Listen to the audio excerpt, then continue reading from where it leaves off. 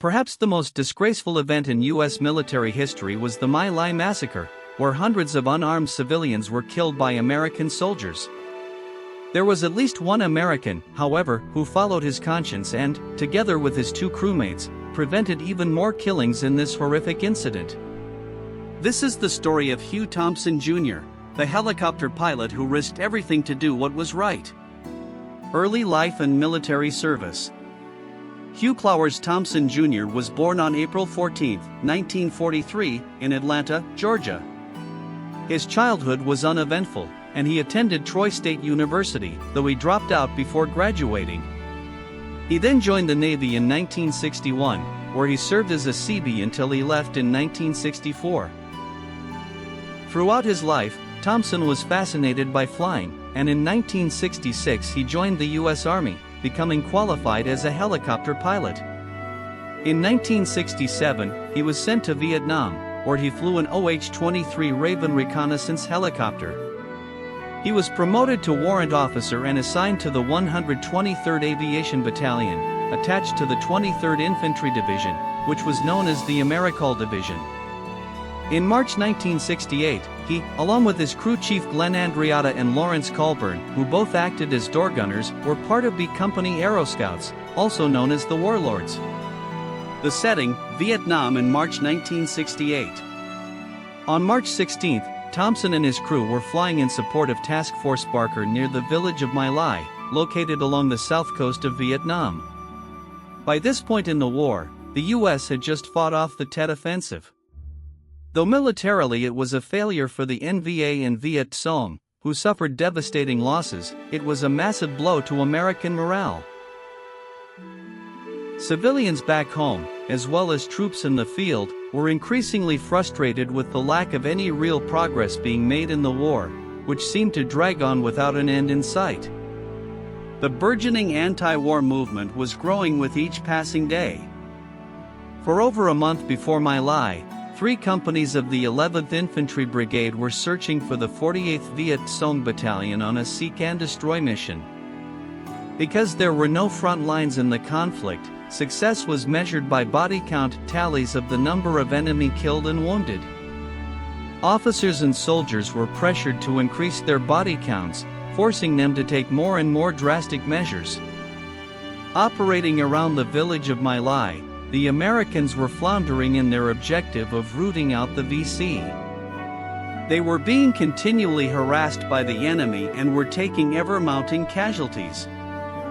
In the weeks leading up to the massacre, the men would be subject to mines which killed or disabled 32 men. A few days later, after about a month of patrolling in the region, C Company, 1st Battalion, 20th Infantry Regiment, had endured 42 casualties and had hardly even seen the enemy, let alone engaged them. With frustrations at a boiling point, the Americans lashed out and began a systematic massacre of the villagers whom they suspected of being Viet Cong sympathizers. The massacre begins. Grenades were tossed into huts. Unarmed civilians were butchered without hesitation, and anyone who fled was shot without mercy. The survivors were herded to a nearby drainage ditch where they were shot, and anyone who still moved was bayoneted. Hugh Thompson and his crew were flying in support of the operation. Early that morning, they had spotted 2 Vietnamese men whom Thompson suspected were VC. Landing, he managed to capture them, and they were sent off for interrogation. In a 2000 interview, Thompson stated, "We started noticing these large numbers of bodies everywhere. People on the road dead, wounded, and just sitting there, saying, 'God, how'd this happen? What's going on?' And we started thinking what might have happened, but you didn't want to accept that. Because if you accepted it, that means your own fellow Americans, people you were there to protect, were doing something very evil." Thompson landed next to the ditch where he had an altercation with Lieutenant William Calley, the main instigator of the massacre. Thompson took to the air again and was horrified by seeing Calley and his men finishing off the survivors in the ditch. The moment of courage. At that moment, to the northeastern portion of the village, Thompson saw a group of about 10 Vietnamese civilians fleeing toward a homemade bomb shelter with a platoon of Americans in pursuit. Knowing he had to do something to prevent more bloodshed, he acted quickly and decisively. Landing between the civilians and the Americans, he shouted for Andreatta and Colburn to cover him and that if the Americans opened fire on him or the civilians, to return fire. Under the cover of his crew's M60 machine guns, he confronted Stephen Brooks, leader of 2nd Platoon. An argument began between the men, with Thompson attempting to prevent more killings and Brooks insistent that the Vietnamese be finished off with a grenade thrown into the bunker. Eventually, Brooks backed down, and Thompson was able to convince the Vietnamese to leave the bunker. Thompson would then signal to his 2 circling escort Huey helicopters to land and evacuate the civilians, taking them to a safe location. Saving a life. Once again returning from base to refuel, Andreatta saw movement in the drainage ditch. Thompson landed his OH-23, and he and his crew searched through the corpses until Andreatta found a young boy who had survived the massacre. Taking him on board, Thompson flew him to an ARVN hose. Upon returning to base, Thompson immediately reported what he had seen to his superiors. News of the incident reached Lieutenant Colonel Frank Barker, the overall commander of the operation, and the order was given that led to the cessation of military activities in the area. Thompson was then interviewed by the commander of the 11th Infantry Brigade, who canceled further operations in the region, potentially preventing further killings. The cover-up and truth.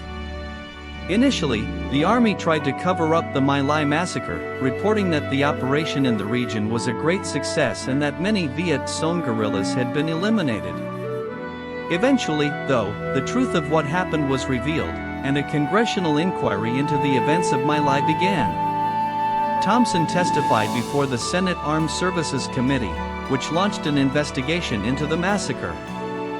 Initially, some of the committee members wanted to punish Thompson for turning his weapons on fellow Americans, but no ch.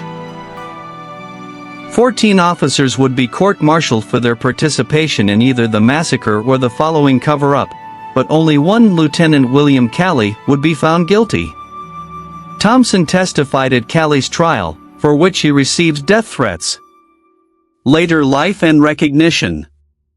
Thompson would continue to fly for the Army, eventually becoming an instructor. He would leave in 1983 with the rank of Major. It wasn't until 1998 when he would be officially recognized for his actions. Hugh Thompson, as well as Lawrence Colburn, would be awarded the Soldier's Medal, the highest award the military can bestow for heroism not involving conflict with an enemy and is of roughly comparable status to a Distinguished Flying Cross. Glenn Andreatta would also be awarded the Soldier's Medal posthumously, having been killed in action 3 weeks after the My Lai incident. Legacy and impact. The My Lai Massacre is one of the most shameful events in U.S. military history, and it was a major contributing factor. Thompson would pass away in 2006 at the age of 62 from cancer and would be buried with full military honors. Today, there's a small museum in My Lai where Thompson is honored for his role in stopping the killings. There's also a list of those killed on that horrible day. There is some dispute over the exact number, with American sources claiming that 347 were killed and the Vietnamese placing the total at over 500. What is not in dispute is the fact that the actions of Hugh Thompson and his crew kept the number from being even higher. Conclusion. In the midst of one of the darkest moments in American military history, Hugh Thompson Jr. stood as a beacon of moral courage. When faced with the choice between loyalty to his fellow soldiers and loyalty to his conscience, he chose what was right over what was easy. His actions remind us that even in the chaos and horror of war, individual courage and moral clarity can make a difference. In a war marked by confusion, frustration, and moral ambiguity, Thompson's choice was crystal clear: to stand between the innocent and those who would harm them, regardless of the personal cost.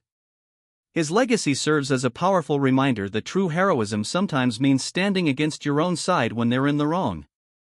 Hugh Thompson and his crew Glenn Andreatta and Lawrence Colburn represent the best of what humanity can be, even in our darkest hours.